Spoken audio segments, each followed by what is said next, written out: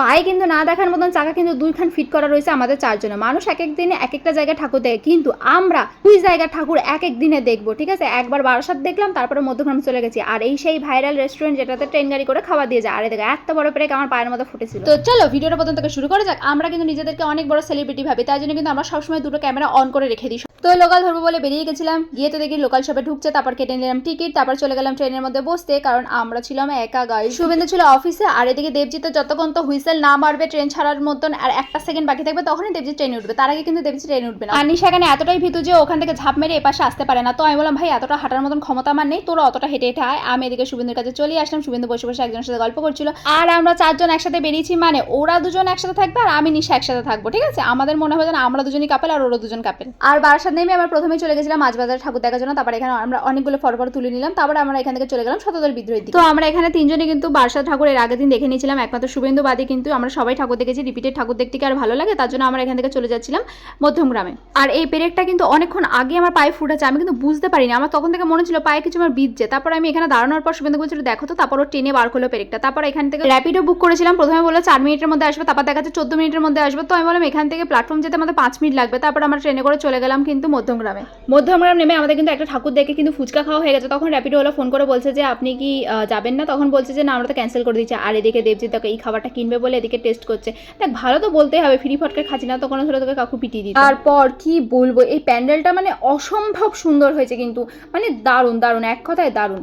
তারপর এখান থেকে অনেকগুলো সেলফি টেলফি তুলে নিয়ে আমরা চলে গেলাম পরের প্যান্ডেলের দিকে। আর এদিকে দেখো গম্ভীরা নৃত্য হচ্ছিল। কোনো মতন ঠাকুর দেখা কমপ্লিট করে আমরা চলে গেছিলাম সেই ভাইরাল রেস্টুরেন্টে খেতে, যেখানে ট্রেন গাড়ি করে খাবার দিয়ে যায়। তো এখানে নাম লেখাতে হচ্ছিল কারণ ওপরে অনেক ভিড় ছিল। তো এই দেখো কান্নাকার বাইক ছিল, ভাই বসে পড়েছিলাম একটু পায়ের শান্তির জন্য। তারপরে আমাদের লাইন আসলো, তারপর আমরা গেলাম। তারপর কিন্তু ভিতরে অ্যাম্বিয়েন্সটা অনেক সুন্দর ছিল, পুরো শান্তি, একটা মনোরম একটা পরিবেশ ছিল কিন্তু ভেতরে। কিন্তু আমাদের এখানে কিন্তু একটা কিন্তু বেকার জিনিস হয়ে গেছে, যেটা হচ্ছে আমরা যেখানে টেবিলে বসেছিলাম সেখানে কিন্তু ট্রেন গাড়ি করে খাবার আসে না। আমি দেবজিৎকে বললাম তুই কেন এখানে বসলি, তাহলে আমরা আরও 10 মিনিট দাঁড়াতাম নয়, কিন্তু যাই হোক আর কি করা যাবে। তো যাই হোক আমরা এখানে চারজনই বুঝতে পারিনি যে এরকম একটা ব্যাপার হয়ে যাবে। তারপর এখানটা আমি পা তুলে বসেছি, কারণ এই টেবিলের এখানটা পা রাখার কোনো জায়গা নেই, মানে তুমি একটা পা বাইরে রাখতে পারো আর একটা পা তোমার আটকে যাবে। তো তার জন্য বাবু হয়ে আমি বসে পড়েছিলাম জুতো খুলে। তারপর আমরা খেয়ে নিয়েছিলাম বিরিয়ানি। আর দেখো বিরিয়ানির প্রত্যেকটাই মানে লেগ পিস ছিল। আর এদিকে নিশা খেয়ে নিয়েছিল ড্রাগন নুডলস, কারণ ওর মুখ থেকে আগুন বার করার খুব ইচ্ছা হচ্ছিল, তাই জন্য। তারপর এখানে ফোন রেখে খাবার খেতে গিয়ে আমি উল্টে পড়ে যাচ্ছিলাম। তারপর এদিকে শুভেন্দু আমাকে বাঁচিয়ে জীবন আমার উদ্ধার করলো। তারপর আমরা ওখান থেকে আবার কটা ঠাকুর দেখে নিয়ে চলে গেলাম টোটো করে মধ্যমগ্রাম। আর মধ্যমগ্রাম স্টেশনে গিয়ে শুভেন্দু কিনে নিল একটা কোল্ড ড্রিঙ্কস। তারপর এখান থেকে দেখা হয়ে গেল এফএম এর সাথে। আর এইদিকে দেবজিতের হাসির কারণ শুনবা, স্ন্যাপচ্যাটে যে হাসির ফেসগুলো হয় সেগুলো দিয়ে ও এরকম করছিল, আমাদের দুজনের মুখে এক্সপেরিমেন্ট করছিল যে কোনটা কিরকম লাগে, এরকম বদমাইশ। তারপর আমরা নেমে গেলাম দত্তপুকুর।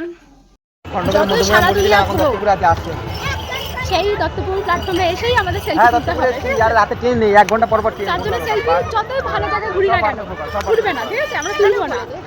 নেমে চলে গেছিলাম মিষ্টির দোকানে, কারণ পরের দিন ছিল ভাইফোঁটা, ভাইয়ের জন্য তো কটা মিষ্টি নিতে হবে নাকি। তারপর 3খানা মিষ্টির দোকান ঘুরে এসে এখানেও দেখছি মিষ্টি সেরকম শেষ হয়ে গেছে। আর এখানে কিন্তু আমি বলছিলাম কাকু আমি মনে হয় মিষ্টি পাবো না, কাকু আমার কথা শুনে হাসছে, কিন্তু বিরক্তি কিন্তু একটুর জন্য হয়নি। তো এদিকে চলে গেছিলো নিশা চাউমিন কিনতে।